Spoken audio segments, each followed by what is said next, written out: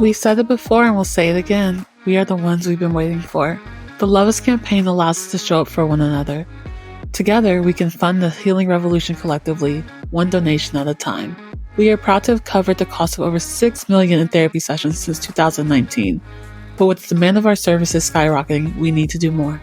As we embark on our 4th year of making mental health resources accessible, we're placing our faith and optimism in our community by setting a bold impact goal. From now until December, we are rallying 1 million supporters to contribute just $5 each. If we succeed, we'll significantly expand our reach and provide $5 billion in therapy to Black women, girls, and non-binary folks in 2025. This campaign is about Black women pulling our resources together to build a grassroots, for us, by us movement. Join the Love Us campaign. Visit the lovelandfoundation.org to join our movement of 1 million by making a $5 donation today.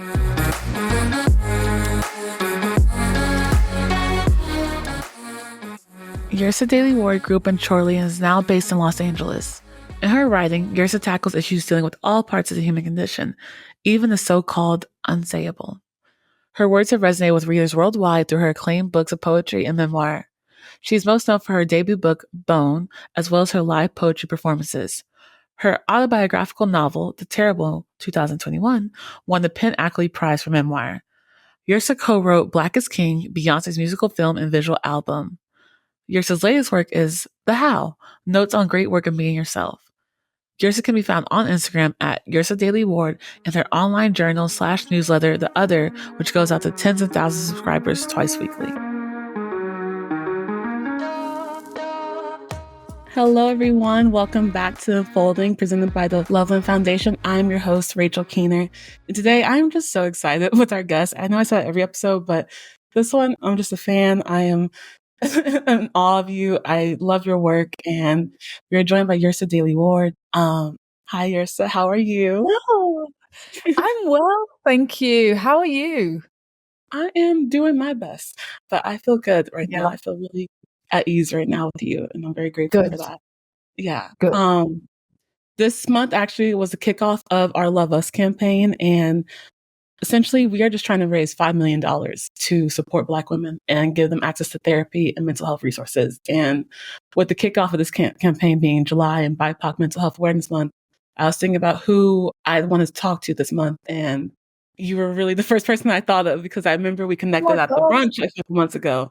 And it was a brunch dedicated to mental health. And I remember talking to you, I just felt this sense of warmth and this sense of ease and sense of comfort. And for topics that I face with working on the Loveland social media side, we see a lot of our people in our audience come asking for help, asking for resources, asking for help with burnout, asking for help with self-love, asking for help with dealing with grief. And I feel like just this journey of mental health and life is lifing for so many people. It's a hard time right now. And looking for moments of levity and looking for moments of just connection and healing and finding that in each other and showing up for each other in that way. I just wanted to talk to you because I feel like your work does that and your words do that, and just who you are does that. So just kicking off by saying how do you incorporate your mental health journey into your writing and your healing process? And is it, when you're writing, is it therapeutic or is it more so challenging, or maybe a little bit of both? That process for you? That's a really good question, because it's never, I wouldn't say, it's not linear, right? None of this is linear. So some days I'll show up and I'm having a day where I have the energy and I'm ready to just let it all flow out, and I'm the vessel and everything's clear. And some days I still feel like the vessel, but things are challenging. So what I'm writing about will be challenging. I feel very lucky that I have this outlet for what's going on. And I also feel like I can be very safe, is a funny word, because it's actually very vulnerable, but I feel the safety in that this is a space where I can talk and be really honest. I'm a quieter person. I'm probably less likely to be very I'm just open in my writing, and that's where the openness comes from. So I feel really lucky to have that facility. Sometimes it's easier, I should say. Sometimes it isn't. And just like life. And even I'm finding in my life right now, there can be so many ups and downs in the spaces of one day. You know, we have so much news and streams of information coming in at us, and so many invitations to, I guess, to disillusion, to fear, to all of these things. So, you know, we're really very porous beings in this world outside. So, I mean, writing does, I think, help my mental health, but some days are just difficult, and that's something that I accept, you know. You've talked on fear, which is something I wanted to bring up, and I feel like you just mentioned this, so let's just dive into it. I was reading one of your other subscription things of like, what is the purpose of fear and why is fear? Personally, I've always loved scary movies. I've always like enjoyed like a nice thriller or slasher, and like I know what's wrong. And like I was watching one last week, and I was like, oh, there's a moment where like I was like, I don't know if I enjoy this as much as I used to, like like feeling like scared. But also like there's different levels of fear, and I've been learning in my own personal life. There's such a fear of being vulnerable, but I'm learning that it's a necessity to live an authentic life, you know, and like how to overcome that fear, but also like why is it there? Like why do we have to experience this fear? And like I think you mentioned, like, is there anything that you've ever been afraid of that you couldn't get through? And sometimes, honestly, it felt like I couldn't, you know, like it felt like Yeah. it's like this fear of like sometimes fear of grief and fear of like living, fear of love, fear of figuring out who I am and what I'm doing. So just like trying to figure out that purpose. So to throw your question back at you, what is the purpose of fear? And like, what have you discovered on that? Well, one thing that I have discovered and go on discovering, oh my God, because there's never a break from discoveries, sadly, sometimes. Uh, I I've started to understand that fear is not necessarily the enemy. It is an indicator of something we believe to be true that maybe isn't, or something that we haven't experienced yet and need to, or you know, something that needs to be interrupted, or it could be this valid understanding that something is coming up that we don't want to happen. So it's a good barometer of where we are and what we think about where we are.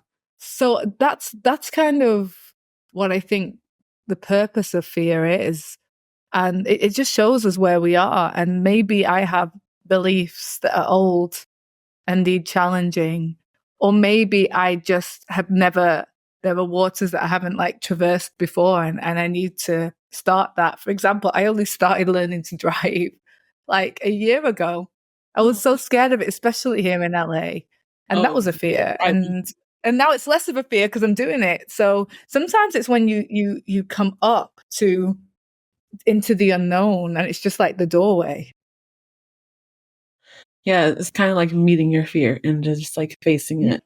Um, the Yeah. anticipation of the fear, the worry is what's the real scary part. I'm not saying that driving isn't scary because, especially in LA, it could be, but like sometimes it's being like, okay, I'm trusting myself, I can do this, and I want to do this in something I want to be better at.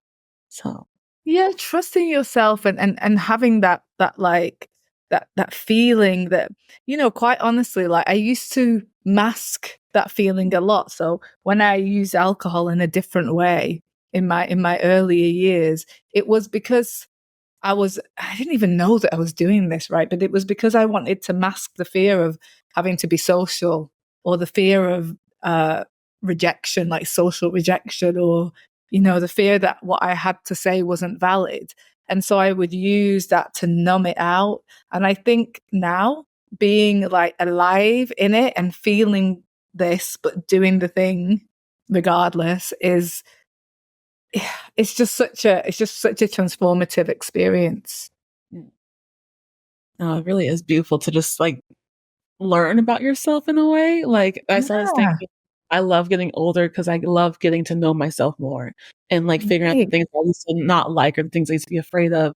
I start to like, like as like a child, like I used to like love the water and always loved it. And now I've never learned how to swim, but like now I'm taking swim classes because I'm like, if I love something so much, I should learn how to like swim in the water. Like I always find Yeah. myself in the ocean or find myself at the beach. I'm just like, let's like dive fully in, like literally, let's do it. So Literally. like learning and like discovering yourself is so beautiful. And I love how like in your work you talk about that and you integrate that into it. Do you find that like with writing, do you use that like as a tool for self-discovery often? Or has that always Oh been my like god. Yeah. Yeah. You know, often I don't know how I feel because again, I'm a person who just like sometimes typical Aquarius, right? I'm feeling lots of things, but not really, and I'm kind of in a spacey place with it. And things can be very like airy and vague for me. And then when I'm writing something, sometimes I look. That's what I said about allowing yourself to be the vessel because you move out of the way, and then all of the stuff that was there finds a way to like it turns into English and it's unprinted matter in some way. It's either online or it's in my notebook or whatever. But I'm often surprised by what's going on under the surface because I don't always feel as though I have access to it, because I'm yeah. having to navigate through the world and be this thing one day and this thing the other. And we don't always have time to check in with ourselves for better or for worse, right? So when I write, it's the ultimate challenge, channeling. It's like meditation. No, something about that just clicked for me because you talked about masking and then you also talked about coping or like getting like using alcohol as a way to like, show up more Mhm. authentically or like just deal with like the fear of rejection.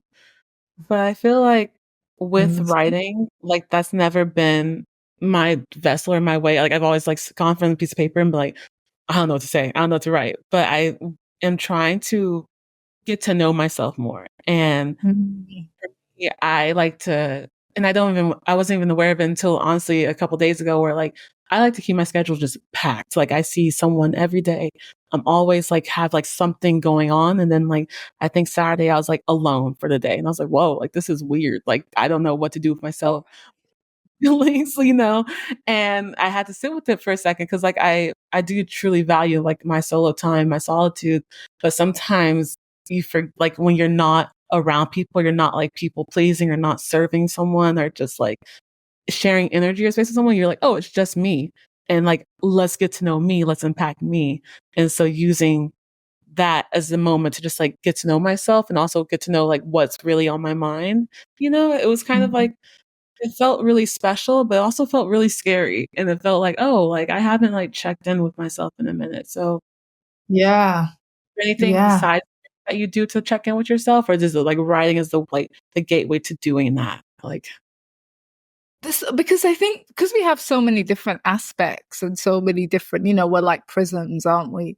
I think that there are other things I do that are very physical where I check in with myself. Like when I'm working out, it's checking in with myself in a different way. Like, do I have the mental strength to like get through this lifting this weight? Or do I have when I'm going hiking, like, can I because there are so many different ways and I don't want parts of me to be very developed and the other parts are dormant. It's like what you said about swimming. There are some very physical activities that I'm not the strongest at because my brain sort of goes to the literary language sense and less so to the practical, driving, swimming sense.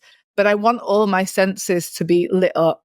I want that. I want like a balanced life in that way. So it's yeah, it's in challenging myself to move in different spaces, not just the spaces that I'm used to and comfortable with. And that's the thing about pushing past the fear as well. So I'm always trying to light old flames like cooking because I was moving so much. I hadn't really cooked for people for a long time and it used to be my thing.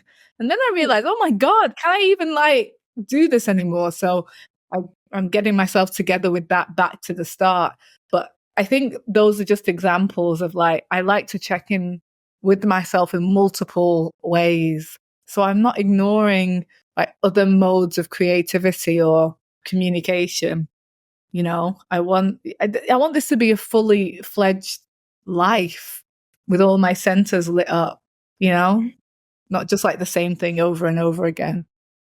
No, that's truly the goal. Like you said so beautifully, like Mm, prisms, you know, we all have yeah. so many qualities to ourselves that we're learning every day and people are learning each other. And like, I also think that we are a mosaic of the people that we come across. Like we pick up things that we've learned from Oh, somebody or things that like we observed in like us, like a setting or storytelling. And as a storyteller, I think I think we all are storytellers because we have stories that we tell ourselves about ourselves and making sure that these definitely. stories are true, first of all, and like Mhm. accurate, but also not like negative and like self-doubt. Mm. And like, how do you, as a storyteller, like, how are you, like, what are the stories you're telling yourself?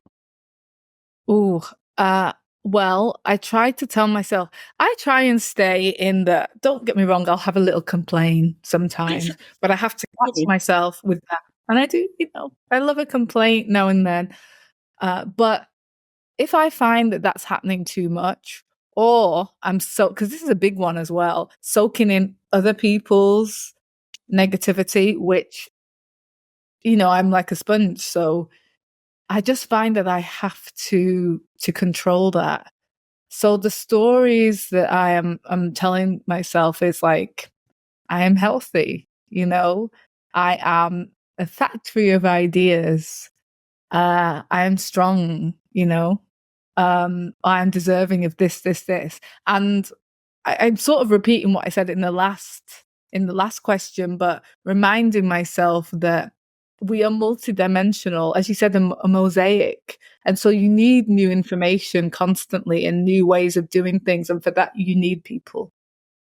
No, I like, I'm trying to practice my storytelling and like the storytellings I tell myself. And one thing that I think has shaped my story very much is like my journey with grief and like how it's Yeah. played a role in like who I am as a person, who I am, hopefully how I treat others, you know? I believe like it's Mm, made more understanding and compassionate, but it's also been allowing me to practice gratitude in a more authentic way because I understand, or at least I can like, I feel the shortness of life, you know, or I feel the like the yeah. for like, you know, even like yesterday, our family dog had passed away and it was completely Oh, I'm unexpected. sorry to hear that. Thank you. And it was really unexpected, but even though it was, like, so unexpected, the feeling of it felt familiar, you know? And Yeah. I remember if that feeling and, like, it's a feeling I felt very recently for these past few years, but just, like, knowing just the waves that will come with it, you know, like, the impact that will come with it, and this is, Mhm. you know, like, the changing of a chapter, and but, like, also, like, you get flooded with, like, these memories of, like, how to honor someone or honor something that's meant something to you, and, like, we all leave imprint, like when we're done here. And just thinking about like the imprint that I want to leave and the imprint that like everyone has left on me, like talking about that mosaic thing again, you know, just like Yeah. how do we want Yeah. to be like remembered or how do we want to be like talked about and like what do we want to like leave with people. And I always think it's so beautiful that you have so many beautiful writings to leave with people, but also like Oh, you share part of your soul with that. And I think that's a beautiful gift to leave people with, you know? So I just want to say thank you for that. But also like, how do you want your writings or your works, or even just not even that, but like, how do you want yourself to be like celebrated and loved and like remembered, you know?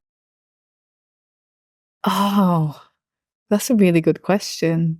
And it's something that I've been thinking about a lot, especially post COVID. And I will say this, I was always like on the quiet side. And when I say that, like a lot of my relationships were one on one, I would be, you know, quite this life, especially my early life, had told me to be very, very, very self-sufficient, very and like honestly kind of a loner. Mm. And it's great for writing because you need that space, and uninterrupted space is really golden for a writer, but it's also very isolating. And if you're not careful, and if you're prone to this anyway, you can be really prone to isolation. So something I've tried to change a lot in the past year and a half was when I woke up and thought, no, this is not sustainable. You need people like anybody else.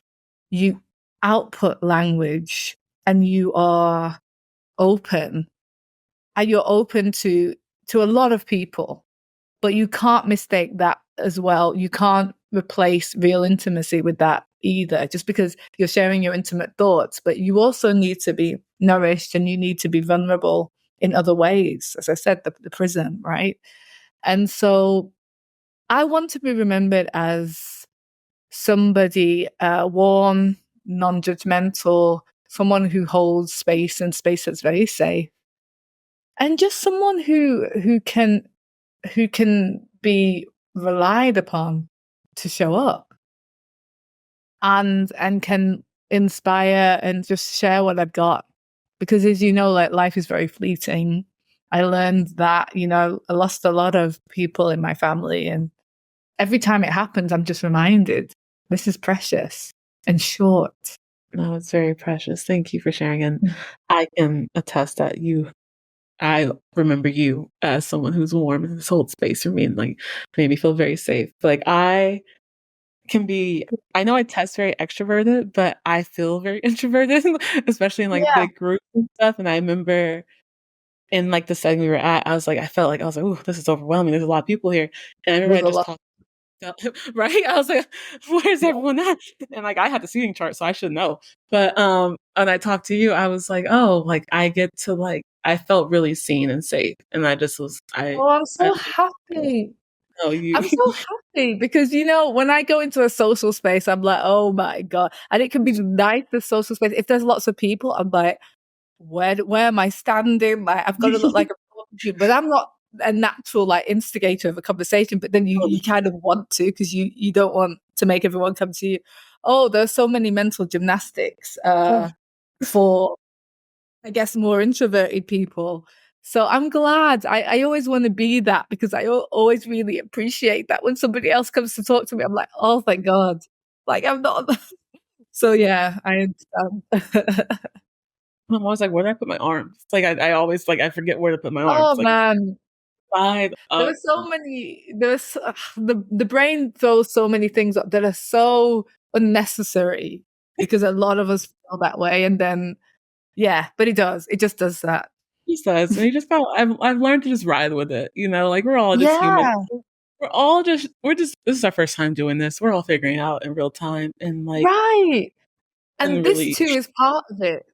And the fear and the kind of anxiety, I've just grown to I'm like, okay, I'm feeling this, that's fine. Whereas, as I said before, I would try and mask it or do something to try and medicate that. And maybe it's not to be medicated. Maybe you're supposed to feel that way and move forward with the adrenaline, So we just work with it. Everyone always says like, "Oh, honor your feelings, give space for your feelings and stuff like that." And you're just like, "Yeah, sure." But like when you actually like fear, anxiety, or like even just like love and joy, like I feel like I can't fully accept and live in the other without the other. You know what I'm saying? Like I have to give space for all of them to be. And if I try to mask it, if I try to cope it in like an unhealthy way, like which I've done before, I've learned that it's not going to go anywhere. If anything, it'll make it worse or make it even a bigger deal than what it is. But when I just hold space for it, and I'm just like, okay, this is where we're at today. We're just going to rock right here, and tomorrow's a new day. I always find it very endearing as well when people are just like, I'm really nervous, or this is what I'm feeling, because you can understand it straight away. But there were so many years before where I didn't feel like that was available, or saying that would have been too revealing. And so I try when I'm going forward now to be open in ways that are uncomfortable to me. Yeah. How's it been working for you? It's not easy. I'm not raised like that. I'm Jamaican Nigerian. I'm not raised to be that way. I'm raised to like hold it down, look confident no matter what, lead with your best foot. And that is great. And it stood me in great stead. Yeah. I'm happy for that. But now I think I can afford to do the other thing as well. Yeah.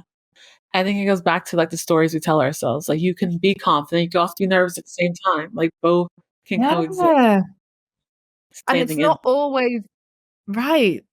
And it's not always the survival chapter. Sometimes you can just be, and you can be, and then the softness there.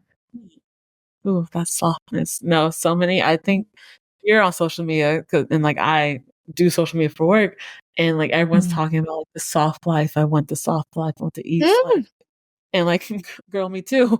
But sometimes that soft life requires a lot of work, and like It does. and I think that's the side that people don't always talk about. And when like we're trying to achieve the soft life, we are met with like hardship and obstacles. I'm like, wait, I thought I signed up for soft life version of this. And it's like, you can have that.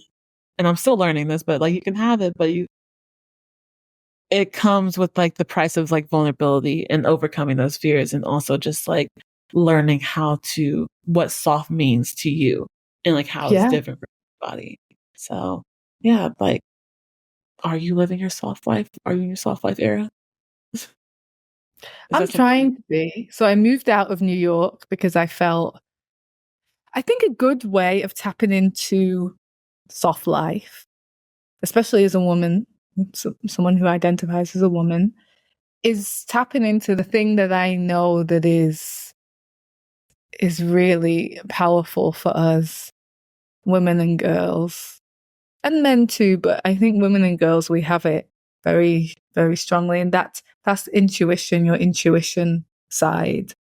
So when I tap into that, then I know that I'm heading towards softness, towards a version of softness. And I don't have to always lead with logic and trying to plan, fear-based planning and trying to control. Sometimes it's just, oh, this doesn't feel like it's going to be right. And being softer and also having that surrender that it'll work out how it works. I just need to show up. And as long as I'm keeping my side of the street clean in my dealings and how I speak to people, and don't worry about the other things, let things work out for you. Let miracles happen, or something close to miracles.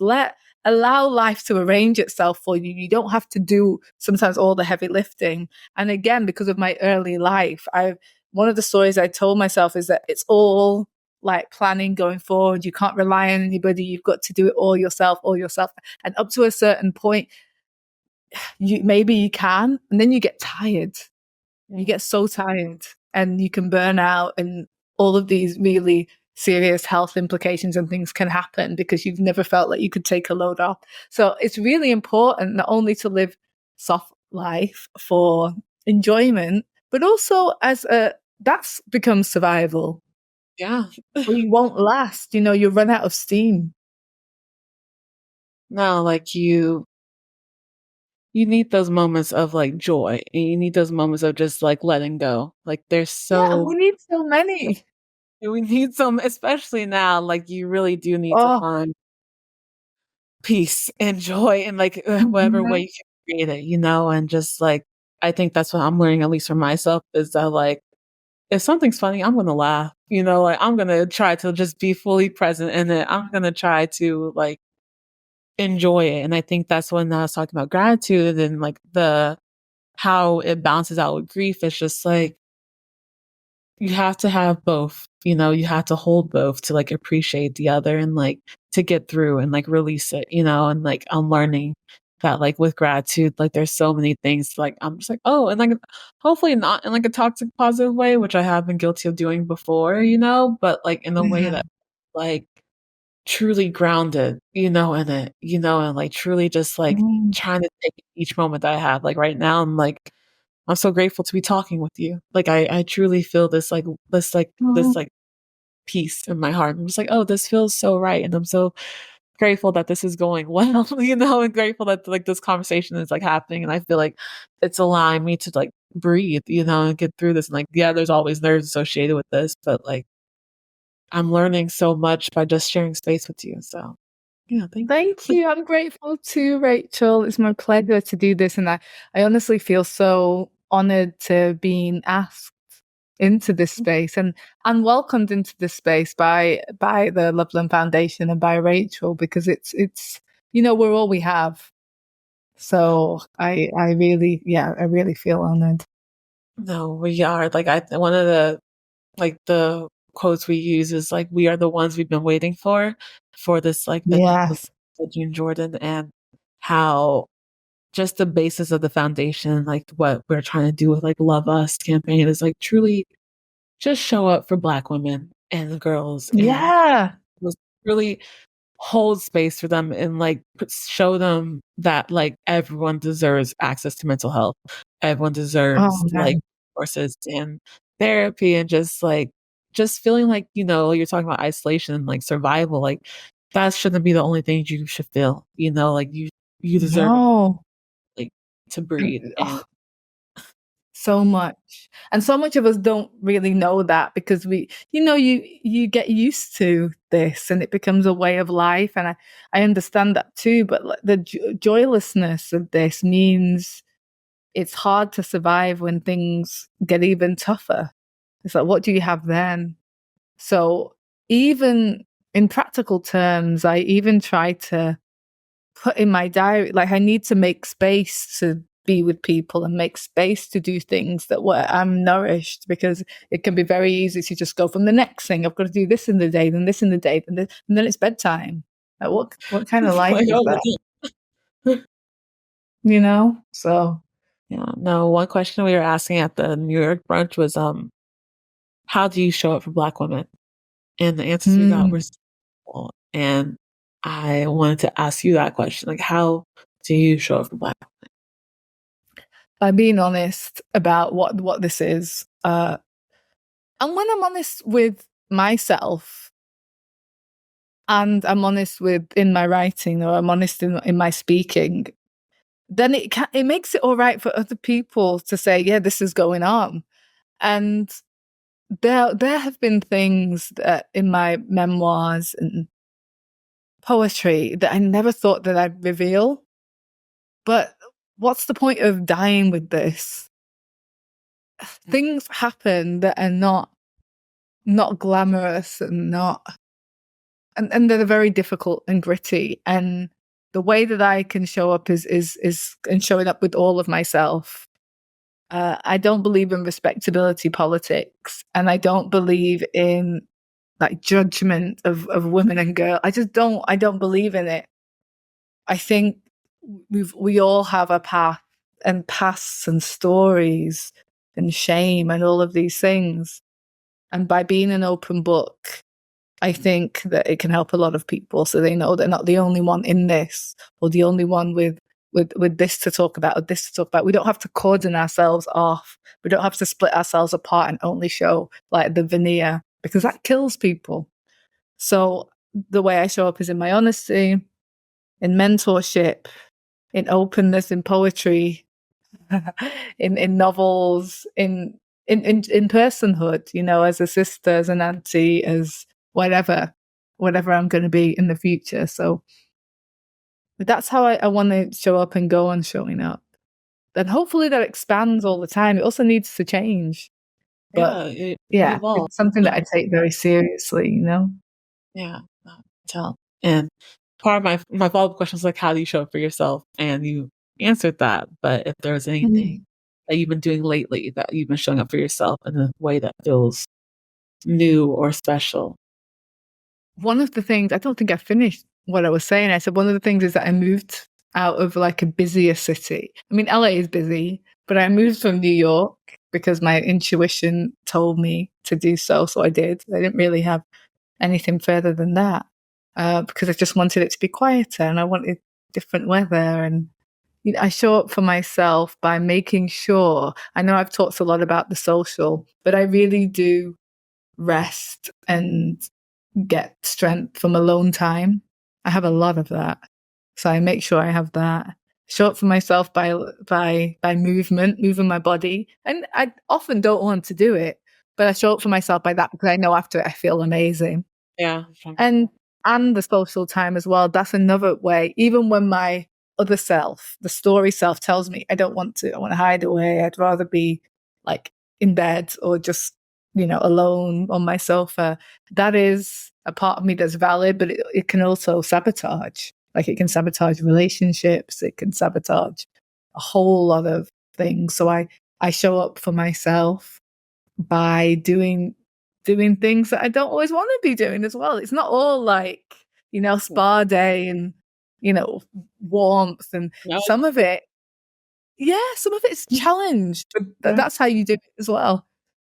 No, and just showing up and like saying that like, okay, I'm worth the challenge, like I am worth like being uncomfortable to get to that other side. Yeah. And it sucks when you're the one putting you in that discomfort, but it's like, this is discomfort that we need to do.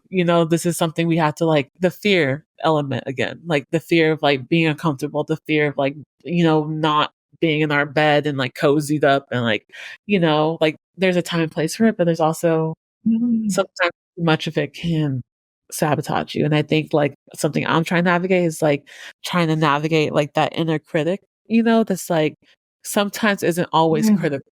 It can also be like inner coddling, where I'm just like, oh, like relax, stay, like just stay in, don't get out, like don't respond to people, just like have the windows closed and just stay in. Like some days I do need that, but other days it's like, oh, like you need to go outside and feel the sunshine.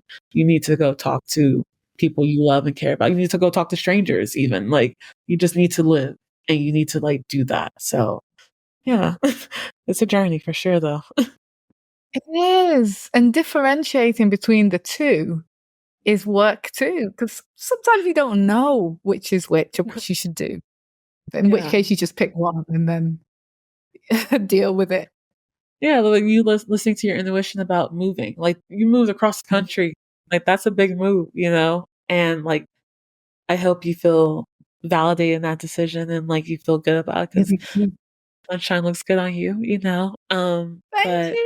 I love that. I'm a child of the sun. Well, actually, I'm from the north of England, but my genes are a child of the sun. So I said, let me go and get the sun for a while. Yeah, like the sun is so powerful. And Like also not. Oh, keep going. It is. And also not having to have the end of it worked out. I don't know how long I'm going to want to be here, but one thing I'm very comfortable with in life is the idea of change. Yeah. So when it stops doing what it needs to do, then I'll be somewhere else, and that's okay too. That's pretty powerful. I think like as someone who fears change a lot, I am trying to get to that place of just like embracing it. And I think I have come a long way for sure. I feel like, they always say change is inevitable and it's the one constant, but also remembering that we can also be in control of our own change. Like life doesn't always have to be happening to us. Like we can make things happen ourselves. And when I realized, I was like, whoa, I can choose to change. Like, and I can choose to change things I don't like. And I think it's just a really beautiful thing. And like, you run this. But no, I'm grateful. I know our time is coming up, but I wanted to ask you about our theme of self-discovery. I know we talked about it already, but we do like to close out the episodes with like just asking our guests, like, how has self-discovery played a role in your healing, and where do you see yourself going? It is a big question, but just, yeah. I love that question. Yes, how does it play a role in my healing? It does, and it continues to, because we are fluid, consistently changing beings. We're made up of water, like to the nth degree, and which always needs to flow. It always needs to shift. It always needs to be flooded out and replaced. And just self-discovery is important because there's always more of the self to meet. Always. Whether you're 99 or 2, there's always more of the self. And you're constantly streaming information getting information, letting go of things that don't serve you anymore. So I think we have to be committed to the idea of discovering self, to remain safe in our bodies, and to still be doing the things that make sense to us. So, and you can only heal if that's happening. I don't think you can heal based on old information or heal based on an old way of living, even if it was survival, even if it got you through there, even if it was an MO, a mode of operation that worked then, it doesn't necessarily have space now. So we have to constantly be updating the microchip for the brain and yeah, like the updates that you get on your computer. It's important so that you know how to function and you can heal yourself and you can work with what's new and continue to be excited and passionate and energized. You can't always do that off old information. Even in something long-term like a marriage, you'd still have to date. You still have to learn new things about the person. You need to do that for yourself to keep it fresh and exciting and to keep yourself still wanting to be here, which can be tough. So I hope I've answered the question, but that's what I think about that. No, you definitely did. It ties into something I just saw about like trying to introduce like novelty to your life, and like breaking up the routine by like learning something new or experiencing something new, trying a new food, like just the idea of like time moving so quickly. Like I feel like moving faster than ever. Like we're in July and I'm just like, whoa, we're not in February. Like it just seems like time is zooming by, and part of the way to kind of like trick your brain to, so to speak, to like slow down time is to like give it something new, give it something to break up that routine, give it something to like excite it and like talk about that passion and stuff, like lean into that. So yeah, I think it's right. And the neurotransmitters, the new things that you're using that are exciting, it will stop you from going into old patterns where it's a more negative feeling and it's worse for your body because you're in something that keeps you, depressed and suppressed. And there's so much you can do. I'm sure that cell turnover, blood, everything is healthier when you have something new to chew on and something exciting. Yeah. So it's health as well. It's for your health. It's best for you to keep things new. Yeah. Oh, that's so real. Oh, thank you, Yrsa. Before we sign off, is there any upcoming projects or collaborations or anything in the works that you want to share with the audience, where they can find you, how they can support you? Yes. Okay. I have a Substack called The Utter, and that's at Yrsa Daley-Ward, my full name, .substack.com. Join. And just like, I'll send you things to your inbox like every week.